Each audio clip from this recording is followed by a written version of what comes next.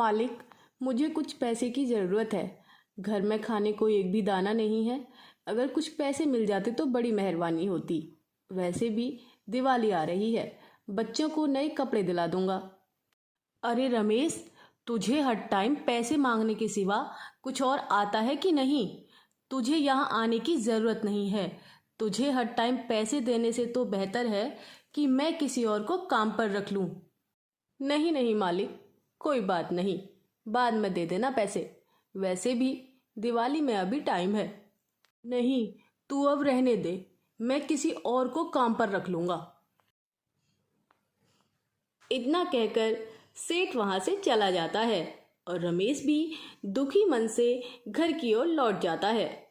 घर पहुँचते ही रमेश की पत्नी सरला रमेश से पूछती है, अरे, मैंने तो तुम्हें घर का सामान लाने को कहा था, लेकिन ये क्या, तुम तो खाली हाथ हिलाए चले आ रहे हो। घर में खाने को कुछ नहीं है और चिंटू भी दिवाली के लिए नए कपड़े मांग रहा था। मैंने उसे जैसे तैसे टालकर खेलने के लिए भेजा है। अब तो मैं न खाने के लिए ला पाऊंगा और ना ही कपड़े दिला पाऊंगा चिंटू को। क्यों, ऐसा क्यों बोल रहे हो?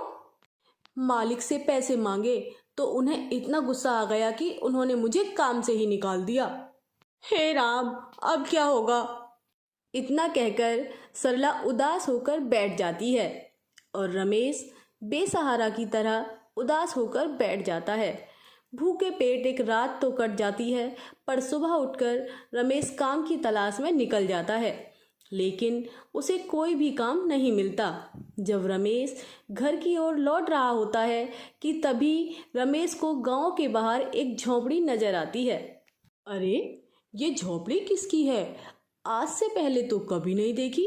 चलो चलकर देखता हूँ कि ये झोपड़ी किसकी है। रमेश झोपड़ी की तरफ चल देता है। जैसे ही वो झोपड़ी के पास पहुँचता है तो देखता है कि एक सुंदर औरत एक पेड़ के पास बैठी है। आप यहाँ क्या कर रहे हैं? यहाँ कोई आता जाता नहीं है। मैंने आपको यहाँ पहली बार देखा है। मैंने यह घर पहली बार देखा है।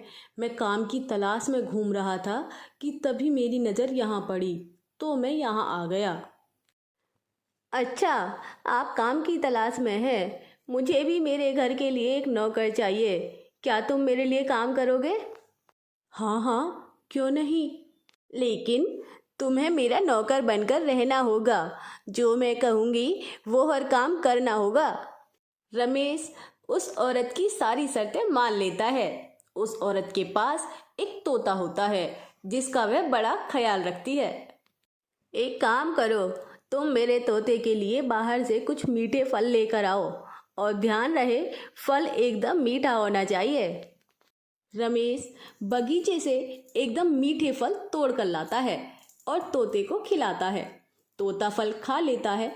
तोते को फल खाता देख औरत बहुत खुश हो जाती है और रमेश को घर जाते समय खूब सारे पैसे देकर भेजती है। रमेश पैसे लेकर बहुत खुश हो जाता है और अपने घर खूब सारा सामान लेकर जाता है।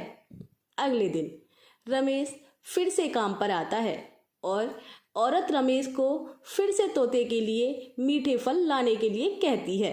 ये औरत मुझे बस पूरे दिन में एक ही काम बताती है और मुझे खूब सारा पैसा देती है। इतना सोचकर रमेश बहुत खुश होता है और आराम से लेट जाता है कि तभी उसे झोपड़ी के अंदर से कुछ आवाज़ें आती हैं। रमेश जाकर देखता है कि वो औरत एक चुड़ैल है और अपनी तंत्र विद्या कर रही है। रमेश ये सब देखकर डर जाता है और चुपचाप घर की तरफ चल देता है कि तभी उसके सामने चुड़ैल आकर खड़ी हो जाती है। तू यहाँ से नहीं जा सकता। अब समझा, मेरे तोते को 2 दिन फल खिलाकर तू मेरा हमेशा के लिए नौकर बन गया है। हा हा हा हा हा। चुड़ैल रमेश से दिन में काम कराती और रात को रमेश को एक पिंजड़े में बंद कर देती। काफी दिन बीत गए। एक दिन चुड़ैल अपनी तंत्र विद्या में लगी होती है कि तभी रमेश सोचता है कि हमेशा तोते को ही क्यों खिलाती है, कभी खुद तो कुछ नहीं खाती। मुझे लगता है कि इस चुड़ैल की जान इस तोते में है। अगर मैं इस तोते को ही मार दूं तो ये चुड़ैल खुद ब खुद मर जाएगी। इतना सोचकर रमेश तोते को मार देता है। जैसे ही रमेश तोते को मारता है, चुड़ैल भी जमीन पर गिरकर तड़पने लगती है। अरे मेरा दम क्यों घुट रहा है, तुझे नहीं छोड़ूंगी, तूने ये अच्छा नहीं किया, मैं तुझे जान से मार कर रहूंगी। रमेश चुड़ैल को मरता देख वहां से भाग निकलता है।